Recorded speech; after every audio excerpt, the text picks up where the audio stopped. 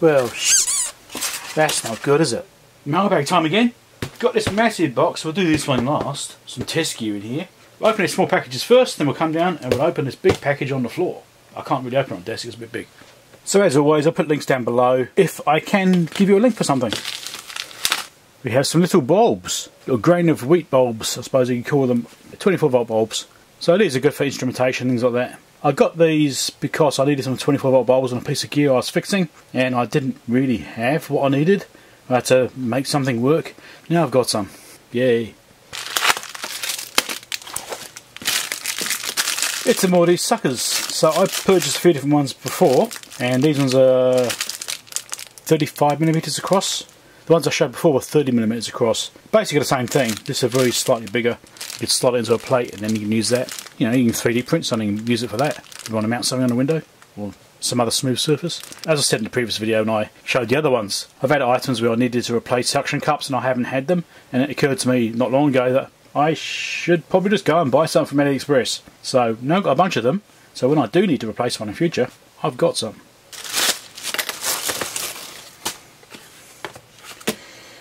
Yeah, this is like a little battery balancer thing. Now I saw this featured somewhere, I can't remember where it was now. I was watching some videos recently about lithium batteries and balancing systems and things like lithium iron phosphate batteries, because I need to replace the battery in the motorhome, which I'm going to be doing this week hopefully. I saw this thing mentioned, I don't know why I got two. Why did I get two? Are they different? Yeah, I don't know why I got two, maybe I thought it was a good idea. But yeah, you can get up to the BMS system here. You have BMS cable, plug it in there. You can adjust various parameters on it. I've never used one of these things, I've got no idea. I saw it in a video, someone was using one. There's no cables. Somebody got two of them. I don't know why I got two. That's weird. Yeah, so you make up your own cables for the BMS. A negative there, and each one goes to each cell. And you've got power here as well, power in. I've really got no idea. There's no instructions apart from this. So, does that make any sense to you? It's in Chinese. I'm sure there's some English in there somewhere. There we go. There is. But I think it was doing balancing or something like that on it. There we go, there's the English section there. Just testing. Someone's using it saying, I thought that'd be handy. Now, it's a little while ago and I don't actually remember exactly what it was about. But, here we go. Here's a description. Capacity tester, balance discharger and servo tester. So the balance discharge is what I was interested in. Balancing. So you hook it up to something and it'll do balancing for you. Maybe useful, maybe a waste of time, I've got no idea. So if you know anything about this CellMeter 8, check it down below in the comments. Give me some tips how to use it, because I haven't got a clue yet. It is some double-sided tape, but this is a thermal double-sided tape, so it's actually a thermal one, thermoconductive one. So you can use this to attach heat sinks and things like that. Apparently, I don't know how good it is. There's loads on here, there's way more than I thought I was going to be getting. I should have probably got a smaller roll, but I purchased it based on width. And I thought it would be a good one for doing transistors and things like that. So you actually use this as transistor attachment, heat sinks, or I don't know, I may not even use it. I just saw it, I thought that looks interesting. It wasn't that expensive. There have been times when I wished I had something like this, so yeah, I kind of bought some. Do I get carried away sometimes? Maybe slightly. Next thing, we've got more tape. Okay, this is just a standard blue tape, like painter's tape. Not much on the roll, is there? You know, you're buying a whole, basically. Some people like that. Anyway, so this is painter's tape. I got this for the 3D printer. So I put this on a 3D printing bed if I needed to do that, print onto the tape. It's a a common thing to do. I didn't actually have any tape for doing that. That's why I got some. I don't expect to use it much. It just annoys me there's very little on the roll. But anyway. This tape here is a bit different. This is supposedly a glow-in-the-dark tape. Is it radioactive? Actually, that's the point. Is it radioactive? So I've got my Geiger counter out. Let's have a look.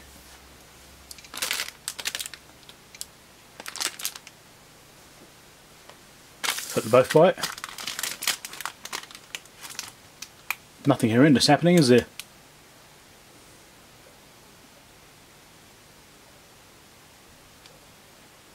Nah, so you can see the graphing here. It's like probably moving the packets around is generating more. Yeah, it's fine. I think these basically fluoresce based on having been exposed to light. So I've had them here underneath my lighting here. Quite bright lights here when I'm recording. I think I need to see if they actually do glow once I turn the lights off. So let's try that, shall we? Let's turn some lights off and see if they appear to glow.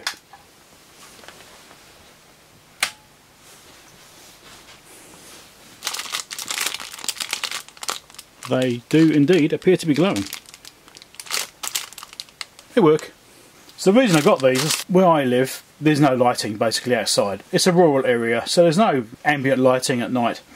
So I thought I'd get some of these and put these on some edges of steps or something like that, or that kind of location. So maybe not the very edge, so because they'll wear out pretty quickly, otherwise you're walking on them. But something you can mark the edges of things, so at night time when you're walking around, going out to the car or whatever, you don't trip over things. Of course you could use a torch, but a bit of marking like this to mark those edges out means you're less likely to injure yourself. Just an idea.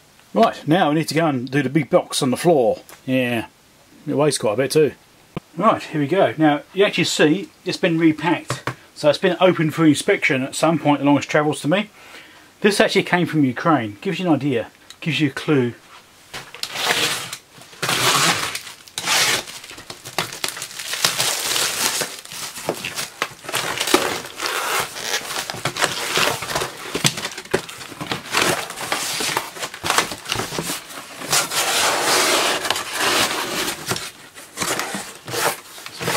Polystyrene in front of that.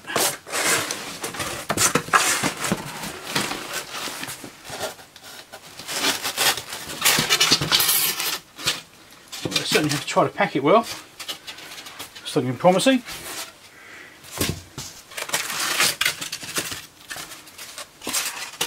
Hopefully it survived.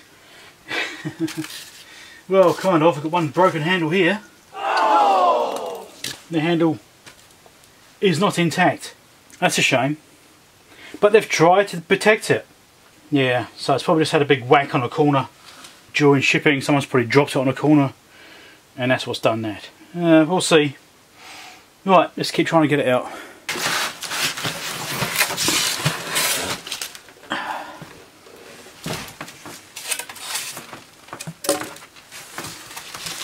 Appears to be a foot here.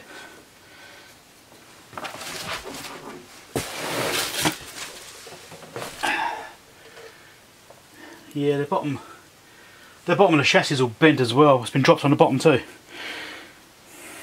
So, oh look, there you go. There's the handle, gone. This is all dented in.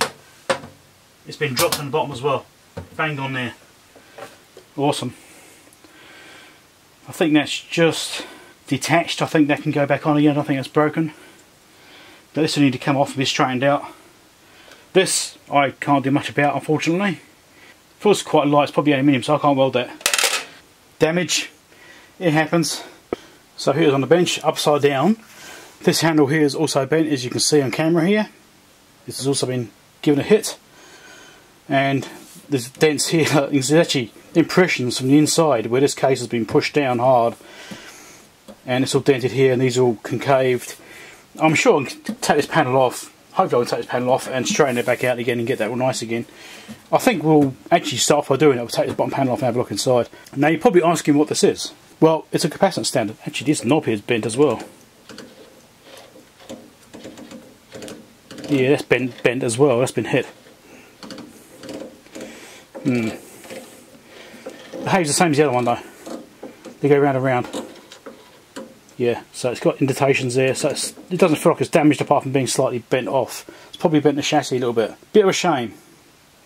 Shame about the handle. That's the thing I'm most annoyed about, is the handle being broken. That's not an easy thing to fix because it's part of the chassis.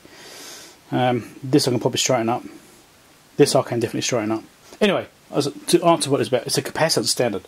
So it's supposed to do 0.1 down to 0.0001 microfarad and 0.5 to 100 microfarad. We'll find out when I go to test it, I suppose. I'm going to get this bottom panel off first. We'll have a look at that. I might even straighten it up. I don't know, I might just do a separate video on this. Yeah, I'll do a separate video on this. This is going to be a bit of work and testing and stuff like that. So watch out for a future video on me fixing this thing up as much as I can. I won't be trying to straighten this out, because if I try and straighten it, it'll probably snap off. So that is bent from now on, which is a shame. That is a real shame. The thing is, when you have these handles, if I glued it back on, there'd be a real temptation there to pick it up by the handle, and it would probably just fall off. So I don't think there's any way I can actually fix that properly. It needs to be welded, and that's not something I can do. Not with this stuff anyway. Check out the other videos down below. Subscribe over there if you're not really subscribed. Become a patron over there, which helps me to buy things like this to do videos about, and hopefully have them less damaged next time when they arrive.